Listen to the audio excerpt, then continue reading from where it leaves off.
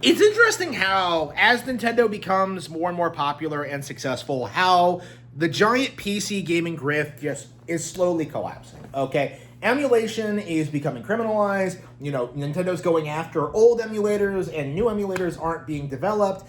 Piracy is becoming more difficult than ever. You can't even really mod the Switch 2 right now.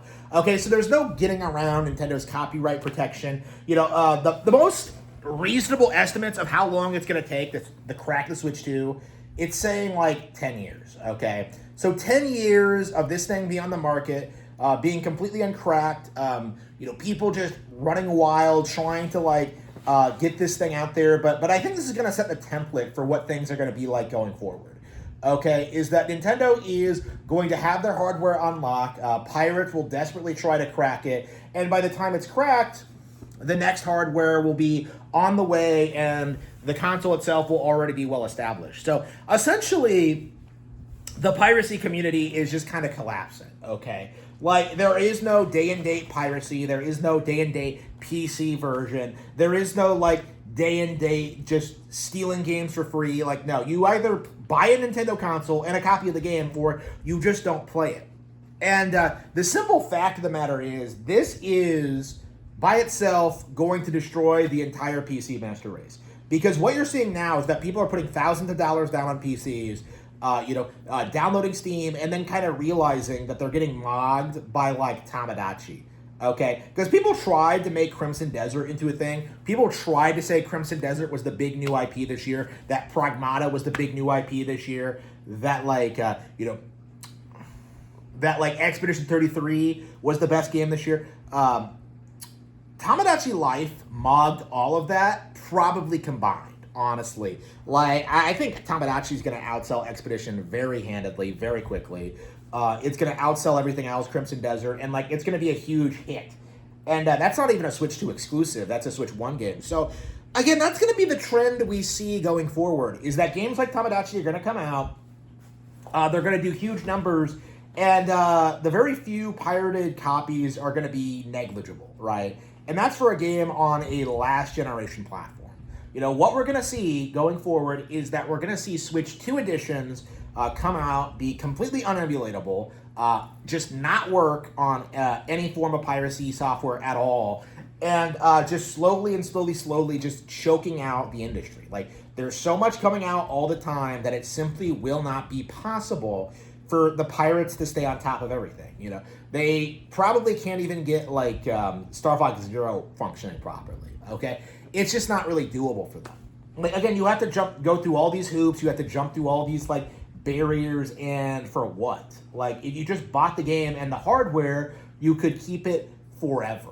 And that's the issue that a lot of these people have, is that they have to kind of gaslight you about preservation and having a version of the game that works forever. But the simple fact of the matter is, Nintendo consoles are not known to fail, okay? Maybe 40 years later, they'll start to struggle a little bit, but by that point, games will be re-released over and over and over again. So it's what exactly is the issue here? What exactly are we struggling with? What exactly is the problem with this company? What exactly is the problem with owning games on Nintendo hardware? And increasingly, we don't really have a viable explanation, because every single time they complain about the price points, when actually Nintendo games are very reasonably priced. The hardware is actually quite a bit less expensive than PC, and there is no real reason to gravitate towards PC over Nintendo consoles. Again, the only reason people support Nintendo, or the only reason people support PC, it's just because of this image that Nintendo is this evil corporation that doesn't deliver the games and that people only support them for nostalgia. It's not true at all, and every generation it feels like less and less people believe it. And I think that's kind of what we're seeing now, is that there's a dedicated group of people who definitely have this hyperfixation on trying to downplay Nintendo, trying to destroy Nintendo, trying to preserve their own careers and reputations by glazing PC gaming, but eventually we're seeing more and more people just kind of implode. We're seeing more and more people start to fail at succeeding and failing to really do anything that's competitive with Nintendo. You know, the entire PC Master Race cope hinged on this like fiction that every game ever on any console was available on PC, and that just isn't true. Like, you know, it is not capable of emulating everything. Like, every unique piece of hardware, you have to like tweak the settings and like change things and like download programs. It's not like it is on console where you can just buy it and go. Okay, so it's never going to be the preferable version. The only cope that the PC gamers have is this idea that you can get it for free, that you can just download it illegally. And, you know, that we're seeing more and more that that's not true. Like, again, the Switch 2 is completely unemulatable. So we're in this position now where, like, we're kind of seeing the PC gaming community die a death, okay? Like, we're essentially seeing these people just desperately cling on to like the narrative that PC gaming is somehow this superior platform when really they have nothing to show for it.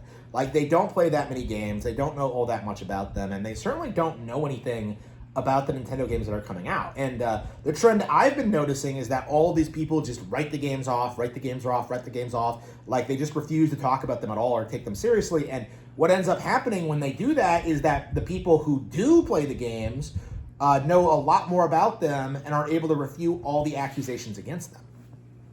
Again, this is the problem, is that all the Nintendo hardware and all the games are very, very well received.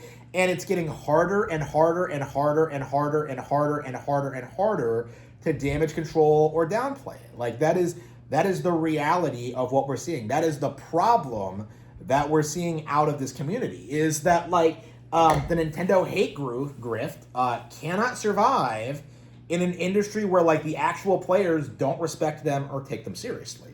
And I do think we're kind of at that point now where, like, all the most vocal Nintendo critics are people that just don't play the games, don't know anything about the hardware, just constantly complain, whine, moan, bitch, jest, you know, like, they keep doing all this stuff day one, and yet, like, we're seeing more and more that, like, they can't control the narrative regarding these games. You know, for example, what was the narrative for Donkey Kong Bonanza initially? That, like, $20 was too steep of a price for the DLC. They obviously cut it out of the base game. It doesn't have any content. It sucks, okay? Like, this is what people tried to do day one. And then people actually played the DLC. And it became a talking point on this channel, and I think several others, is that, like, there wasn't enough time for the YouTubers to, like, extensively play the DLC, see everything in it, and, like, give it an actual fair analysis.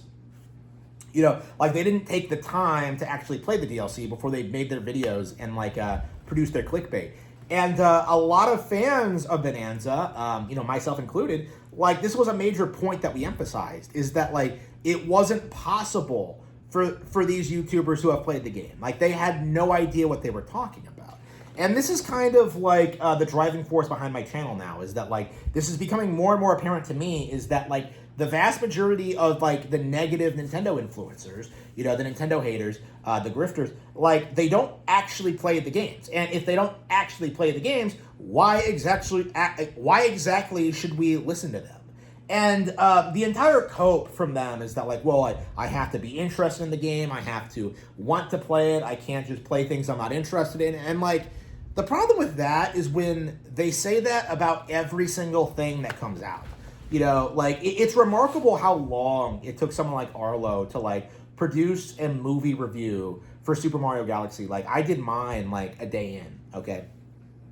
It's insane how Arlo didn't play, like, the Thousand Year Door remake even after begging for it for over a decade, okay? Like, it's insane how, like, Scott the Woz makes videos talking about how he hasn't played, like, Metroid Prime 4 or, like, any of these other, like, Nintendo games. Like, you really do get the sense that these people don't play a lot of games.